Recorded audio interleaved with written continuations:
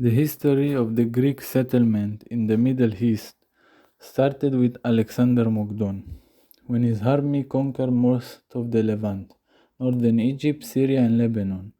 Later on, Rome will also conquer parts of the Middle East. So, the Macedonian Empire, after Alexander's death, was divided by his followers and commanders. For example, there was the Ptolemaic Empire in Egypt, and you had the Seleucid Empire in the Syrian to Afghanistan land range. So we see that after Alexander's death, the Greeks kept on ruling and settling in the Middle East, hence caused the spread of Hellenism in the Middle East to various other nations that were affected by the Hellenism, like the Canaanite Rabbinical and the Nabatean Bedouins. Moving from these nations for now, the Greek settlement led to development of culture, religion, knowledge, architecture, medicine, and more innovations. The effect of Hellenism and Greek influence had dispersed from the ancient world due to other factions rising. We can see from the ruins of the past the type of culture and civilization the ancient Greek had in the Middle East. The Greeks and Romans built cities the likes of Alexandria, Aelia Capitolina, Caesarea, Palmyra, and Dura Europus. Let's look into some of these cities and understand their past. For example, you have the city of Alexandria, a city which was founded by Alexander Magdon Coman when he conquered parts of Egypt. It was a large Greek city on the northern coast of Egypt, facing the Mediterranean Sea. The city, as you know, was named upon Alexander's name. Alexandria was a port city close to the Nile Delta. It featured walls to fend off invaders. It had a port and a center trading hub, which would connect them to the Mediterranean Sea and allow them to trade with different parts of the world. On the island of Pharos stood the lighthouse of Alexandria called the Pharos. The construction was commenced under Ptolemy I and lasted 15 years till its completion. This had importance to the Hellenistic religion, but also dedicated to guide the sailors in and out of the port, while also standing still as a symbol of power, reaching a height of around 110 meters.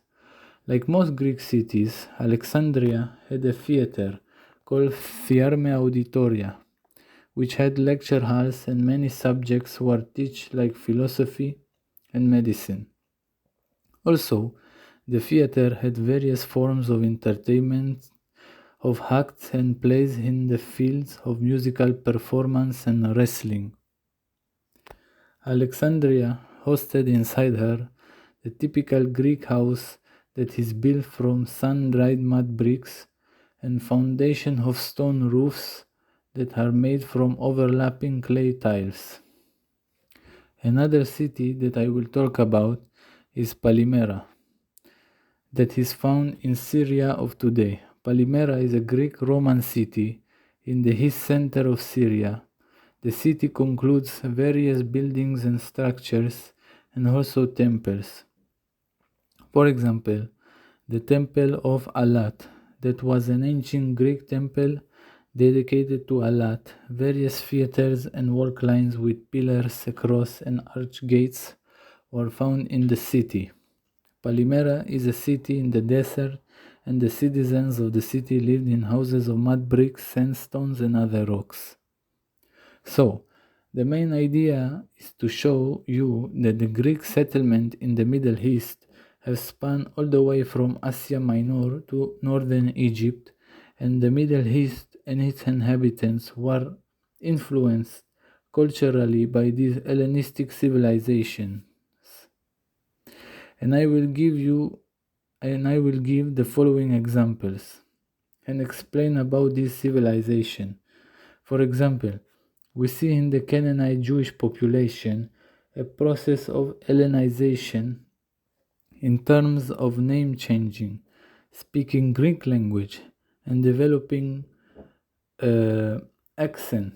The Torah was translated to Greek, and Greek customs have been adopted by the Judean Canaanite population. Also, the influence of Greek philosophy led to new writings about the Torah, like the Book of Shlomo Wisdom. Known Judean Hellenists are Tiberius Alexander and Antiochus the Converted.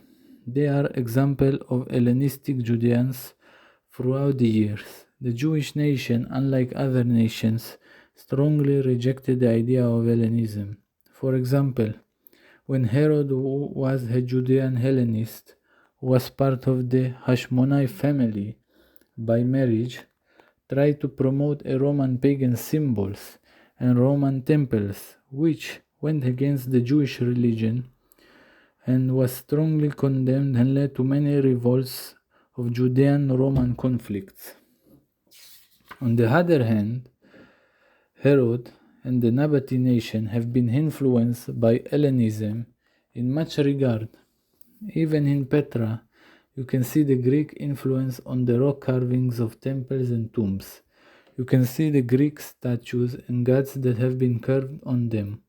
Also, the Nabatean people, which had their own gods, have been influenced by the Greek religion and customs. For example, in the Babylonian Talmud, the concept of throwing rocks to Mercury, which is a subname to the Roman god Mercury, which the name is probably subverted in order to avoid pronouncing the god name.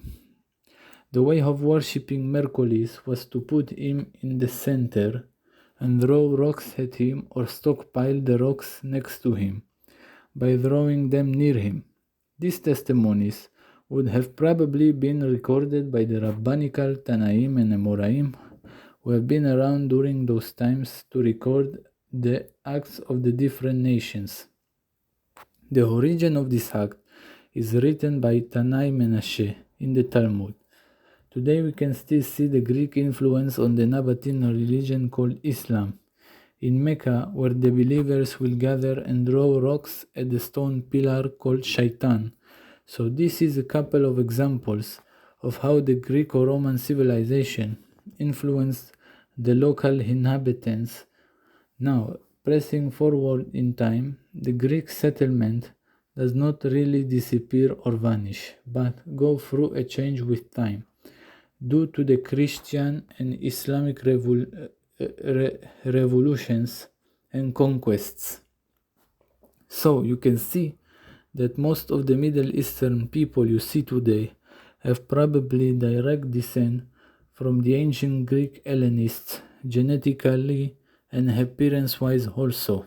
Today, the Hellenistic Greek civilization has vanished from this world, and most of it is found in ruins that lay buried in the sand and old manuscripts and texts.